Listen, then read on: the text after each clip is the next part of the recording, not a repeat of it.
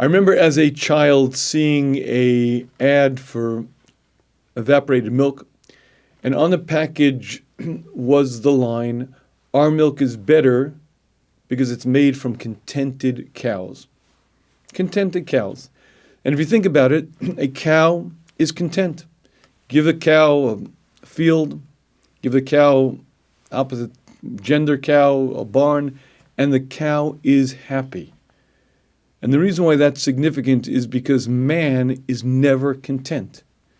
It seems to be one of the strangest realities of the human condition that no matter who a person is, no matter what stage in life, they're never just content. They're always moving, chasing, doing, never satisfied. And it starts at a very tender young age. If you want to teach your son to wear tzitzits, what you say to the young child is, "Ooh, do you want to be like Moshe? Moshe wears tzitzits." Because the little boy wants to be like the big boy.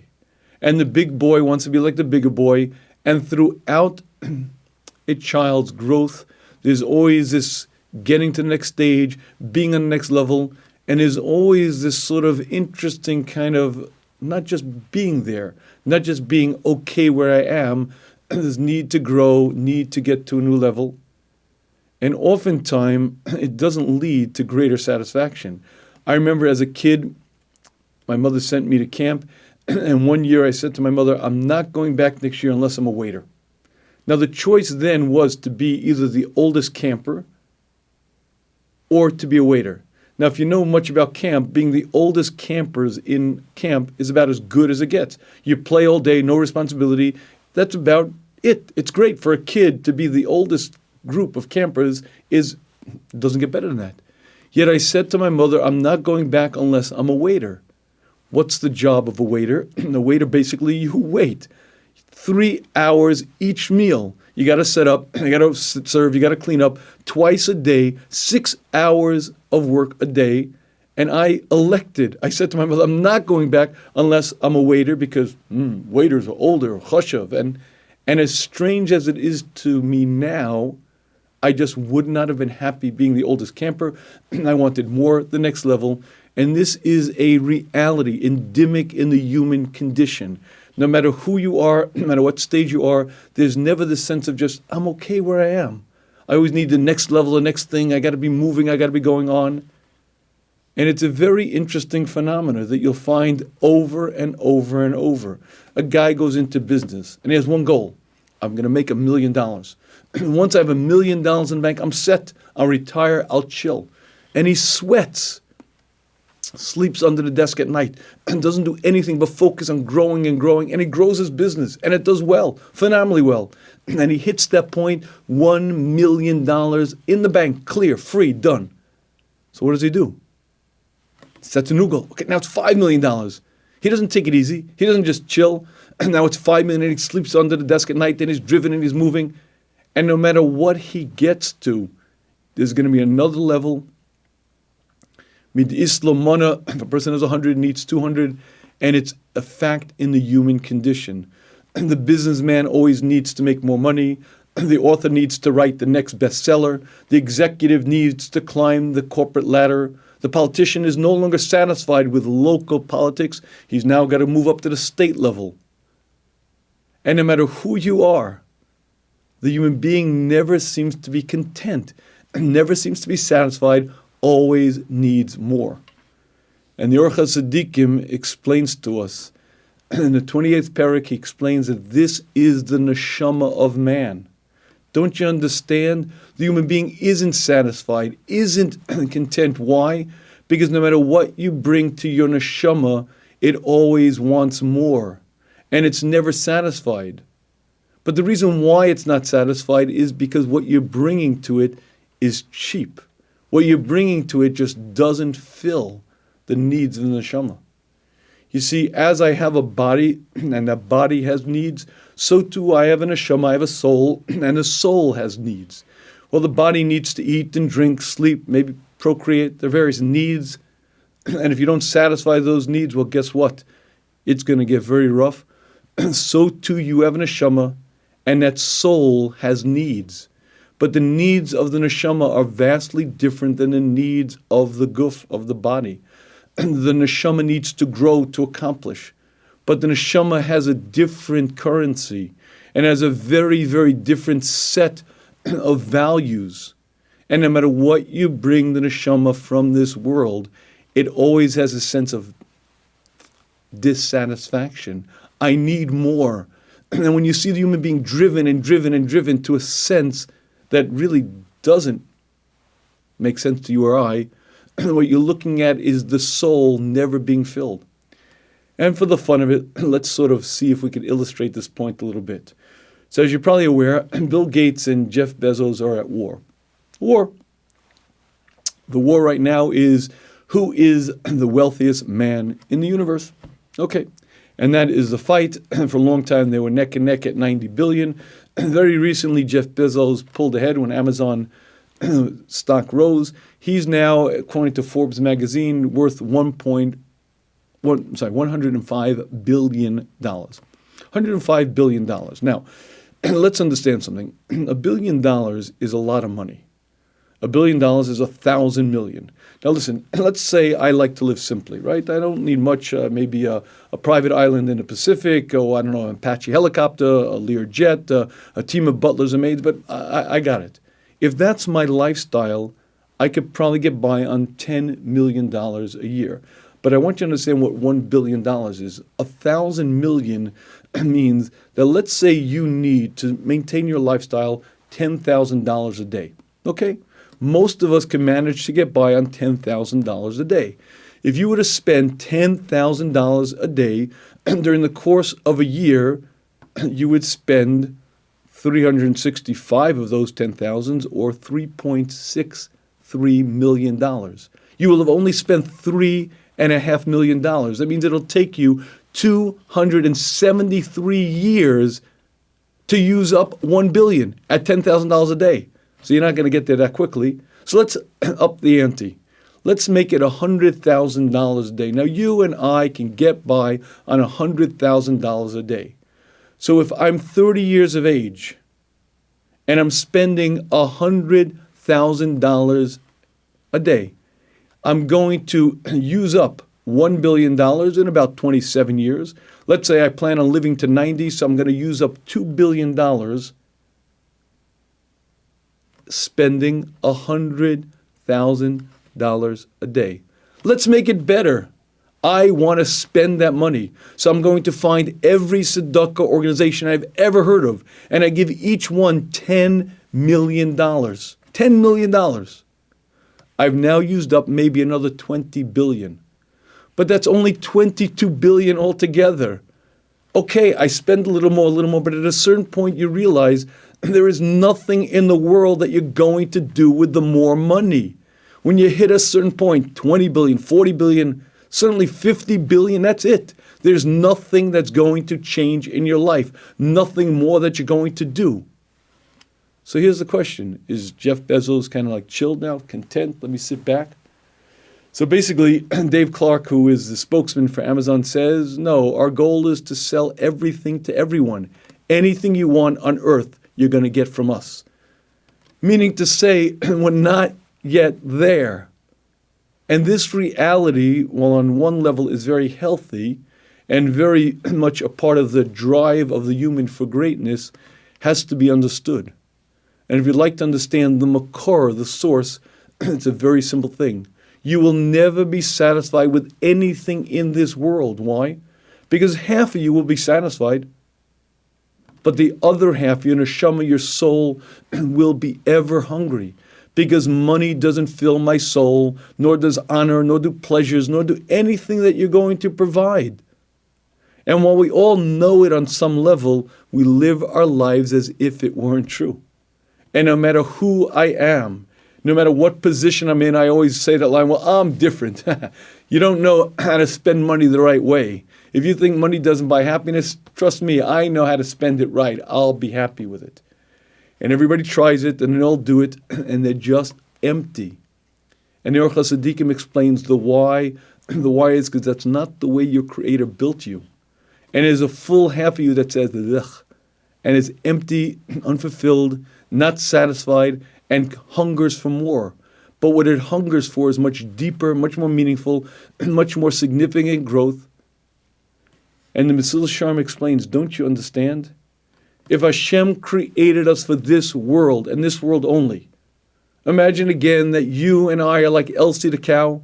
When the body hits the ground, her nefesh just evaporates. Then why would Hashem put a neshama into us? Why make man that way? Man isn't content. He's not happy.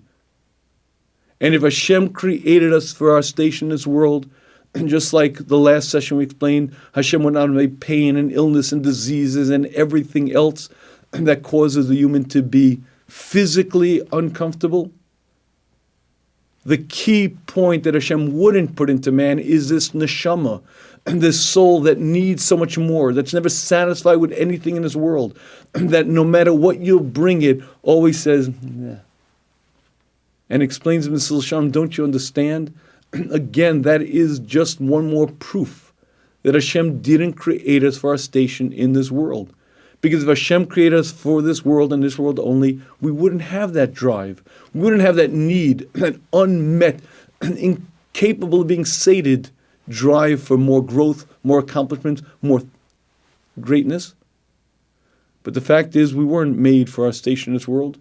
We're put into this world for a few short years, put here to grow and accomplish, and we're put for here as the opportunity to become what we're going to be for eternity.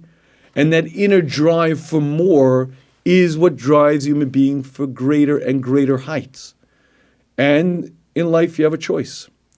Either you harness that drive and you set real goals, meaningful goals, significant goals, and you accomplish and you grow, or you sublimate it and you push it to other things. That other things might be money, might be honor, might be reputation, may be things that sound pretty good, but anything other than the Torah's understanding of real growth will never satisfy your soul. Why? Because that's the way Hashem made you. Hashem gave you this inner need, this very powerful, powerful drive to accomplish, to do, but to do really significant things, really meaningful things, to change the essence of you.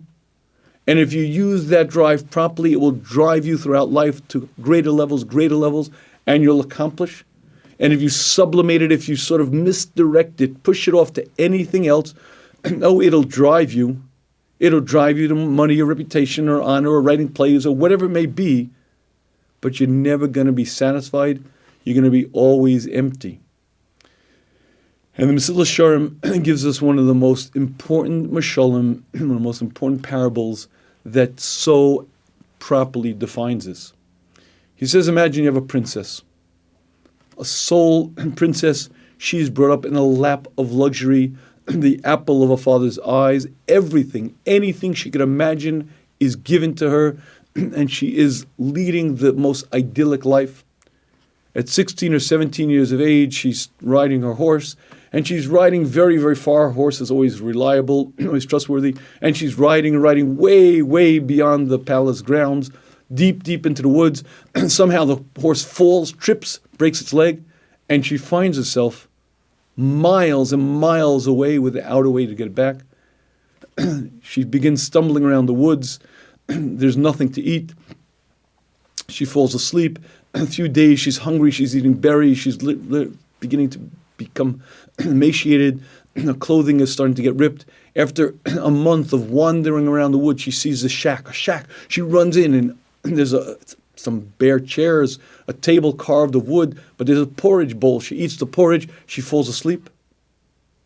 A little while later, she opens her eyes, and there's this gruff man, primitive man, standing there. But he's kind, he's nice to her, he takes care of her.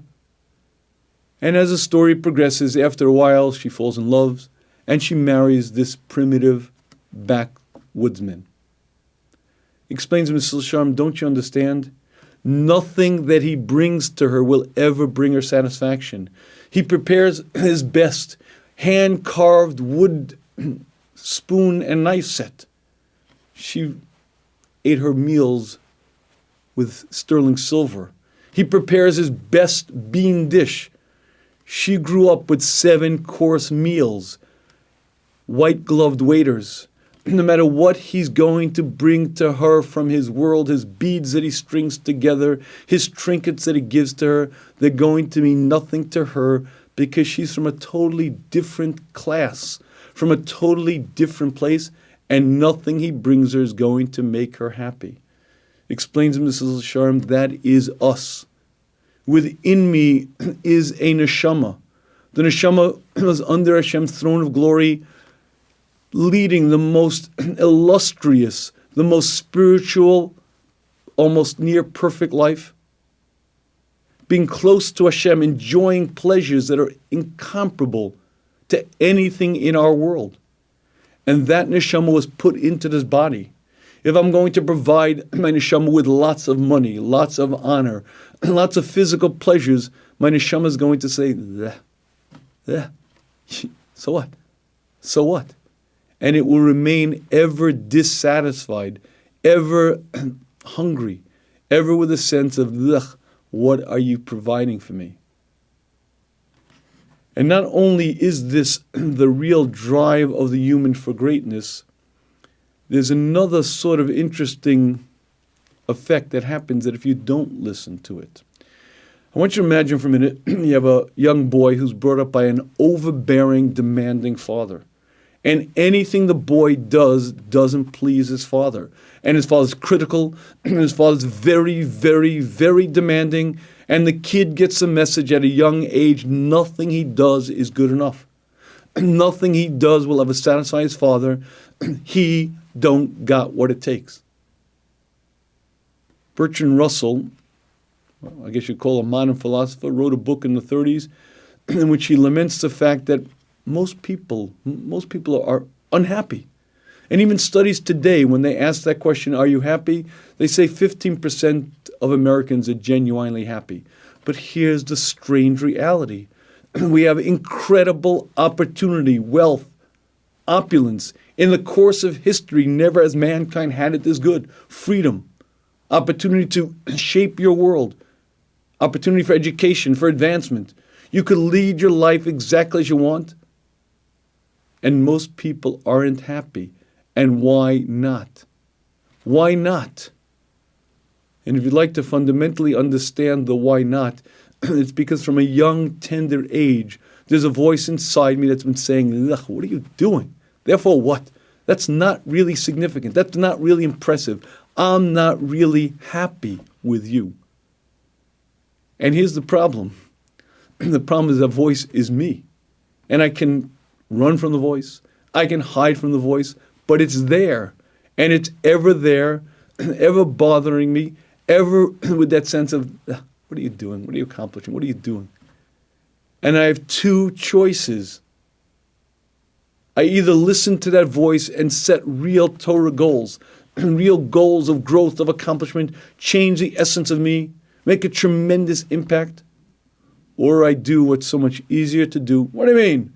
Let's go. I am doing great things. Come on, I'm making lots of money.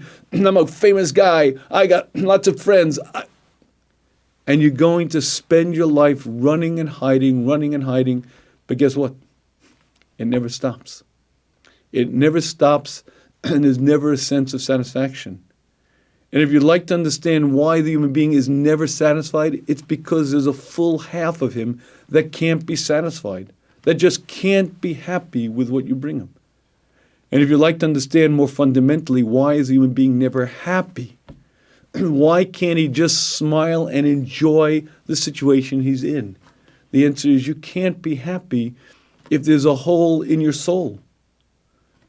That's a line that they use in AA and the various Alcoholics Anonymous groups. Any addiction is a hole in your soul that you're trying to fill. You see, there's an emptiness within me. So I try to fill it with this and with that and with this, and it never works. It never helps because I wake up with the same emptiness.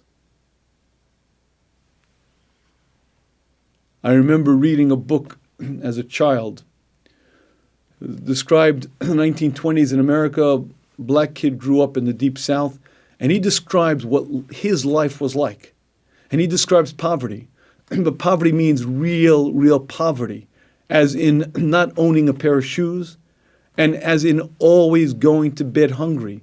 As a matter of fact, he describes that he didn't know what it meant not to be hungry. He would go to school in the morning. He hadn't eaten supper the night before, and it was annoying hunger in his stomach. And it plagued him all day until one day he found a solution. He was passing a neighbor's yard, and there was a garden hose. He opened the spigot and began drinking, and he filled his stomach with as much water as it could hold. And for a while, he was sated. Until 20 minutes later, when the water passed, and he was more hungry than he was before. If you'd like to understand the human being today, when you're hungry and you drink, it doesn't fill, and it leaves you more empty than you were before. Hashem created the human to grow, to change the essence of me, to change the world I live in, to change myself, but real accomplishments, real growth, changing my character traits, changing who I am, changing and becoming a much greater person. And if I listen to that voice and I set real goals, then there's a sense of, wow, within me. Look at me. This year, way different than I was last year. 5 years ago, I wasn't a fraction of what I am today. But if you set your goals as anything else under the sun, oh yes, sometimes there's temporarily a sense of fulfillment. I just won the gold medal, wow! And there's a sense of satisfaction. But it quickly passes because you're hungry for something different. You're not hungry for honor. You're not hungry for money. You're not hungry for approval. You're hungry for real accomplishments, real growth, spiritual accomplishments for which you were put on the planet. And anything other than that just won't fill your soul. You'll be empty, you'll be without, and you'll spend your life this way. And I believe one of the interesting revelations to modern man is this concept. There's a book that's well worth reading called Man in Search of Meaning, written by originally a Viennese psychiatrist, Viktor Frankl. Viktor Frankl discovered that he was Jewish when the Nazis put him on a train bound for Auschwitz. And he survived. And after landing in the DP camps, eventually landing on the Upper East Side of Manhattan, he wrote a book. And the book describes his life, both in the camps and after. And both parts are very well worth reading. But in the part that describes what it was like for him after the Holocaust, he describes that he put out a shingle, and very quickly his practice was filled. You see, he had been a world-famous psychiatrist in Vienna. Now he was in the Upper East Side of Manhattan. He opened his practice, and very quickly his practice was filled. But he describes that people would come in, and during the intake interview, he would ask the same types of questions that he had asked for decades in Europe, but he didn't recognize the answers. A man would come in, and Dr. Frank would say, "What can I do for you?" "Well, doc, I'm depressed." "I'm sorry to hear that. Is it your job?" "No." "Is it your family?" "No." "Your wife, your kids?" "No." "Why are you depressed?" "I don't know, doc. That's why I'm here." A woman in her 40s would come in, "What can I do for you?" "Well, doc, I'm depressed." "I'm sorry. Is it your marriage?" "No." "Is it your children?" "No." "Your job?" "No." "Why are you depressed?" Patient after patient would come in without an attributable cause. An attributable cause is a reason why we would say it makes sense for this person to be depressed. If a woman was married for 35 years and she just lost her husband, that's a very real life blow. And that takes a while to get over. And we'd understand why a woman in that circumstance would need to really adjust, and it might just take her a while to regain that sense of life. An attributable cause might be a genetic predisposition, a gift from your parents. Science shares with us an interesting statistic. There are tens of millions of reported cases of depression in this country every year. Of those tens of millions of cases, only 16% have an attributable cause. A small fraction of those tens of millions of cases have a reason, a trauma, a predisposition, a genetic component, but the vast majority of them have no reason. But why, Doc? I don't get it. I'm making money. I'm married. I got kids. I got a great career. I don't get it, Doc. Why am I depressed? And that question is its answer. You will be depressed. You should be depressed because there's a full half of you that you're not meeting. You're not satisfying. And if you spend your life trying to run from that voice, you will run, but with a hole in your soul, you're going to spend it that way. And if you'd like to see the greatest indication of God's plan for creation, study this phenomena. Why is modern man so unhappy? What's lacking? There's nothing missing from your life. Everything is there except one thing: inner satisfaction, happiness, a sense of purpose, a sense of meaning. But why can't I just put it away? What do I need it for? I didn't ask for it. I don't want it. I just want to be happy. But the problem is, it's not what your Creator made you for. And when you use a fine surgical instrument to pry open a window, it does a lousy job and it dulls the blade. The neshama of man was given to man to drive you for greatness, to propel you to change, to grow, to set real, concrete goals in your spiritual perfection. And if you do that, there's an inner sense of an inner sense of harmony, of peace. And if you don't do that, anything else is going to leave you empty, is going to leave you without. And it is the only way for a person to be happy. But why? Because that's the way your Creator made you. You see, when you live your life with real purpose, when you're really accomplishing and growing, when you're following the Torah, keeping the mitzvahs, growing level after level, your neshama says, Baruch Hashem, I'm here.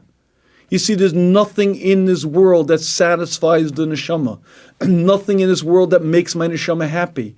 Not pleasures, not sensations, not all of the trinkets of this world. And there's a sense within me, my neshama, that says, what am I doing here?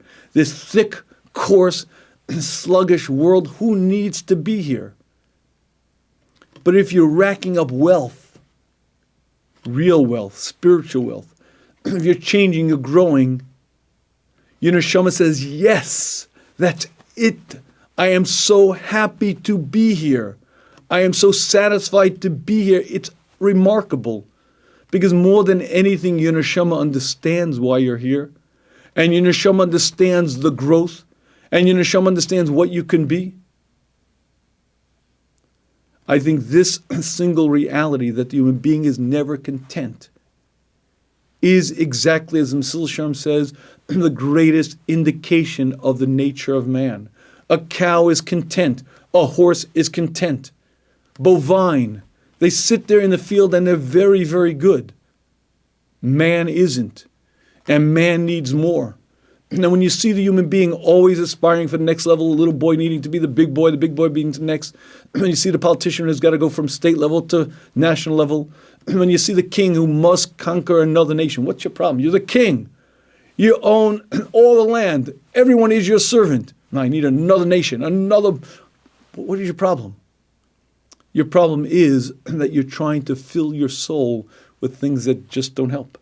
Jeff Bezos has $105 billion, probably enough to live on, but it's never enough. It's never enough. Why? Because there's a need for more. But as Yeruch HaSadikim explains to us, the need for more is because I'm trying to fill my soul with things that are trinkets, that are passing. And my neshama knows I'm not taking that money with me. And my neshama knows that it's empty and foolish. And the Mussar Shem's mashal of the princess and the peasant defines us. Within me is this lofty princess, born in the heights of greatness, brought up in the palace of the king, put into this coarse, cold, dark existence. And anything I bring it won't make it happy until I focus on its needs and I focus on what it wants. And if I do that, there's an inner sense of deep satisfaction, an inner sense of wow. And if I do anything else, well, guess what? Doesn't take very long for that water to pass. It doesn't take long till that new level that I accomplished just isn't enough, and I have that same gnawing emptiness within me. And I want to close with one last observation. By far, the most popular shmuz I ever say is the hero's shmuz. You can listen online, shmuz number 61. That's the one, Muhammad Ali, the one with the elephants. And no matter what audience I say that to, no matter what environment, it's extraordinarily well received. And for a long time, I used to wonder why. Why is it so popular? Why is it by far the one shmuz that everyone just like, yeah, you're right? And I realized the answer.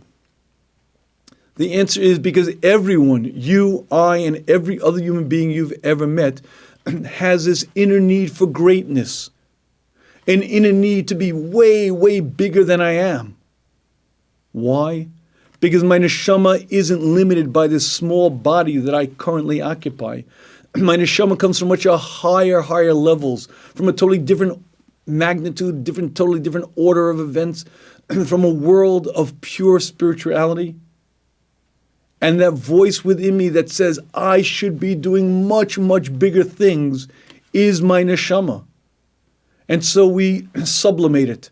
I should be an Olympic athlete. I should be the richest man in the world. I should write, But all of those things are my neshama saying I could do much more, and it is true. I wasn't created for this mundane, small existence that I currently live. I was created to accomplish, to do.